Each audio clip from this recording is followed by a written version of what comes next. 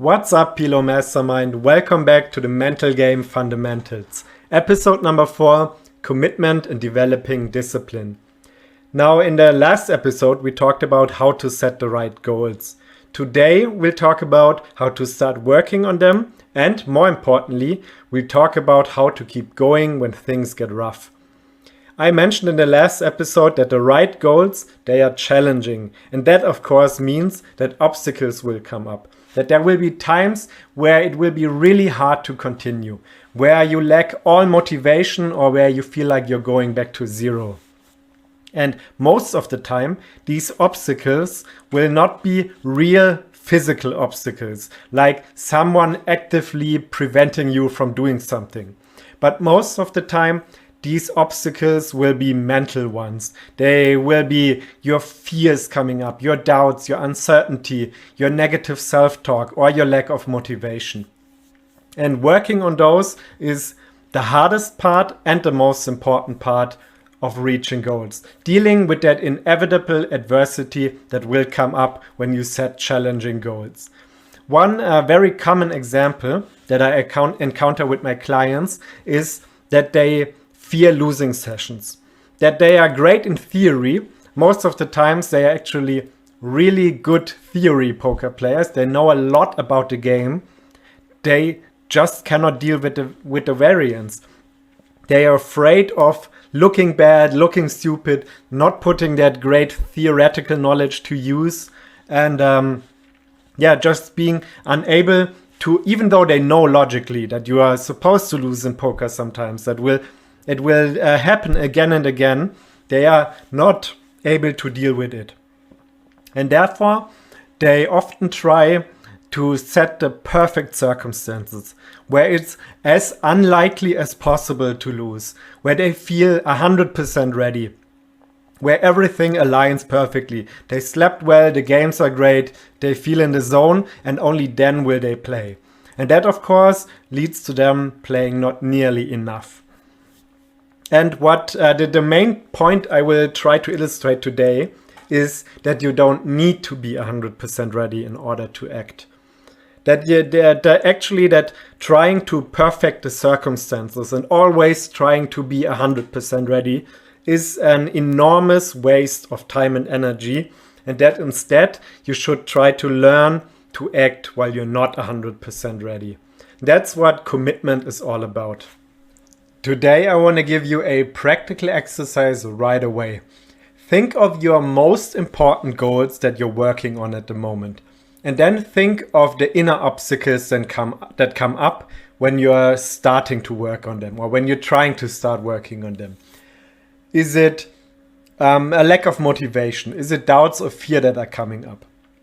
Try to really name the obstacles that are coming up. And how are you fighting them? Are you trying to suppress them? Are you trying to fight them with logical arguments? Or are you distracting yourself? Are you trying to gain motivation from an external source by watching a motivational video or whatever? What are your methods of trying to fight those inner obstacles? And then ask yourself, does it work? And don't just do that in your mind, but instead really pause the video for a few minutes and write it down. And finally ask yourself, what would have happened if you completely and forever stopped fighting these inner obstacles? What would happen if you never again tried to fight your lack of motivation with logical arguments? If you never again tried to fight your fear with distraction? What would happen with your time and energy? What would happen with your state of mind if you stopped fighting these inner obstacles? Now, you probably came to the conclusion that most of the time these attempts to control do not work. Sometimes they do, but often they actually lead to quite the opposite. The more you are fighting an inner obstacle, the more you're thinking about it, and that of course will lead to you not doing something about it. The more you're trying to suppress your fear, the more you're trying to fight your fear, the more fearful you will become.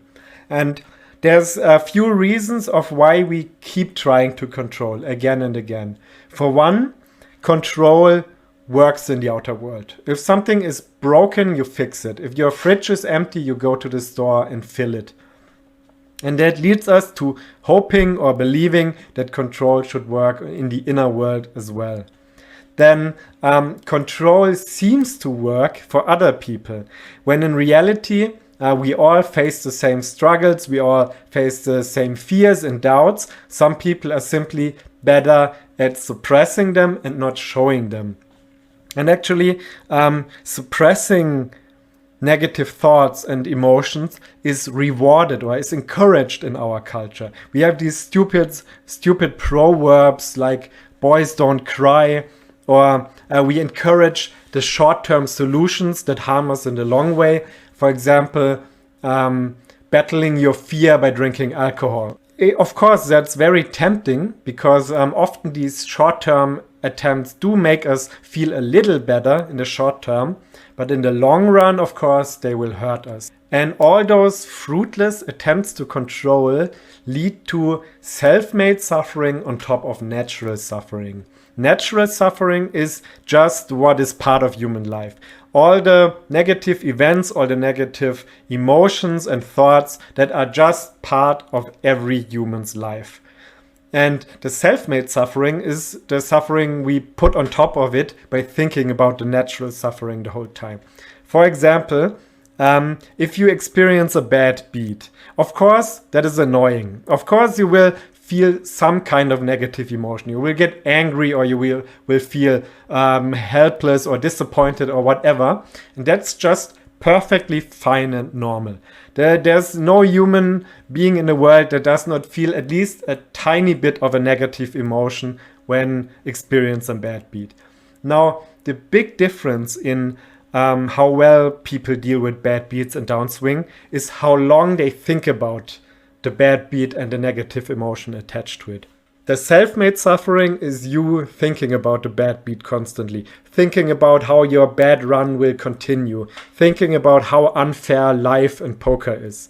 Or another example, if you break your leg, the pain you will actually feel in your leg is of course the natural suffering. Now the self-made suffering is you thinking about how your leg will never heal, how you will never be able to walk properly again, how you will miss the party next week, and how long the pain will go on. So the problem is not the pain or the negative emotion itself. The problem is that we waste a lot of time and energy thinking about it, trying to control it. But if you can't control your thoughts or your emotions, what can you control? What separates a person who is able to act according to their goals from a person who can't? It's their commitment. It's their willingness to act despite of obstacles, despite of negative thoughts, despite of negative emotions. And that means people who have a strong commitment, they focus on what they can actually change, on what they can actually do. And yeah, they are committing to that action regardless of how they feel. They start a grinding session even though they don't feel ready, even though the circumstances are not 100% perfect, even though the stars don't align perfectly. And this commitment has a all or nothing quality. There is no trying. You're either doing it or you're not doing it. Try to get rid of the word or the sentence I'm trying to ... Of course, it's a really hard habit to break, but realize either you're ready to act or you're not. And if you're not ready to act, you can ask yourself, is the goal motivating enough? Is it relevant enough for me that I'm willing to face those negative emotions? Is playing poker, is winning money, is what I'm gonna do with that money important enough to me that I'm willing to face that fear of losing, that I'm willing to face that inevitable crazy variance of PLO, for example? And if you hopefully can answer that with yes, then ask yourself, if I'm still not ready, if I think this goal is really, really important to me, but I'm still not ready to act on it, what is the next smaller step that I'm ready to do? What is the biggest step that I'm ready for that's not overwhelming, that is not too hard to do, that is challenging but not too hard to do? Once you realize that there's no volume control for emotions, you cannot turn off your negative emotions just like you cannot turn on your positive emotions, but that there is actually a volume control for your commitment and for your willingness to act, you can start turning your buts, your excuses, your reasons not to do something into an end. And that will be the next exercise. I will give you 2 examples and then you can think of your own versions. I want to go to the gym, but I feel too tired. You can turn that sentence into I feel tired and I'm going to the gym anyway. And of course, once you're at the gym, you might realize that you're actually not that tired. It was just the excuses, it was just the mood at the current time that was preventing you from going to the gym and not your real physical state. Or you can turn the sentence, I want to play poker, but I'm afraid of having another terrible session, into I'm afraid of having a terrible session and I'm going to play anyway. And once you start playing, you will probably forget about that fear pretty quickly. Now again, pause the video. Don't just do that in your mind, but write it down and think of a few other examples where you're turning your typical inner obstacles, your excuses, your doubts, your fears from a but into an and. Now I'm going to close this topic of commitment with a cheesy but very true quote. Courage is not the absence of fear, but rather the assessment that something else is more important than that fear. Hopefully, behind that fear of losing money, there's something more important to you, something more meaningful that is stronger than that fear of losing. For example, living a life of freedom, traveling the world, doing whatever you want, living that free lifestyle of a poker player. And you might have also had a different version of that quote. Courage is not the absence of fear, but rather acting in the face of fear.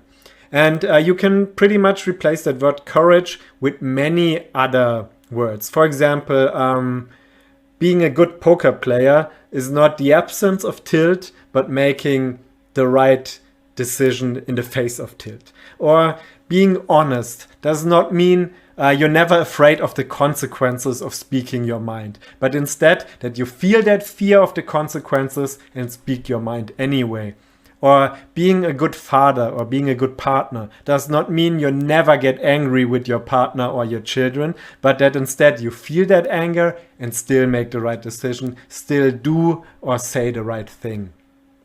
And lastly, I want to talk about discipline, which is a term that really changed its meaning for me over the past few years. I used to think of discipline as something entirely negative that basically meant you force yourself to do something that you don't want to do, that society expects of you, that others expect of you. And I was actually proud of being undisciplined, of doing whatever the hell I wanted to do, of not listening to others, and being pretty much the typical lazy, unorganized, undisciplined poker player. And that really changed over the past few years because step by step I came to realize that discipline can be used to achieve goals that are relevant to you, that are your own goals, and that the most important, the most fun, the most valuable things in life usually come with obstacles before them. They are usually challenged. Most of the things that are really valuable in life don't come easy. And that means discipline can be something awesome, can be something that actually can become fun. It probably won't be in the beginning, or very likely won't be fun in the beginning. But the more often you are able to make that connection between overcoming obstacles, of being disciplined, and that long-term, that much deeper and much stronger satisfaction that comes with difficult long-term goals.